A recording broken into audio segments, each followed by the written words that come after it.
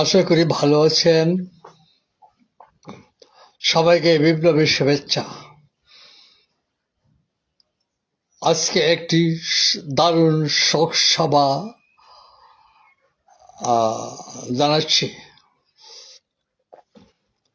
আজকে একটি মর্মান্তিক শোক সভা জানাচ্ছি। শোক সভাটি হচ্ছে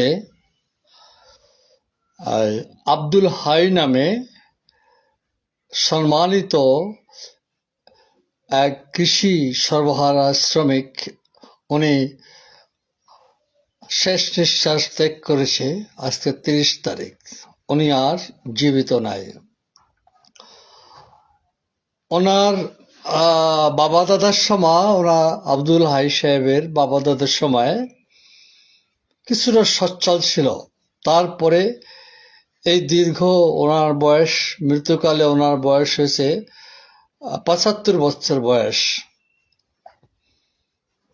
সমস্ত জীবন উনি ওনার সম্বল ছিল কিষান দিয়া খাওয়া এবং ৩ ছেলে ১ মেয়ে রেখে উনি আজ ৩০ তারিখ মারা গেলেন। সম্মানিত একজন কৃষি শ্রমিক মারা যাওয়া একটা জাতির জন্য দুঃখজনক। অর্থাৎ কৃষকরা আমাদের সবার খাদ্য প্রস্তুত করে। খাদ্য বলতে চাল, ডাল, মাছ, মাংস সবকিছু।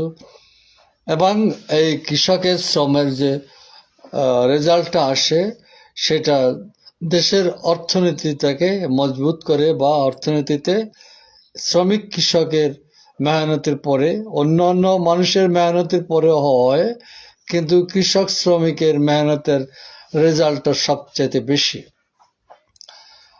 মৃত্যুকালে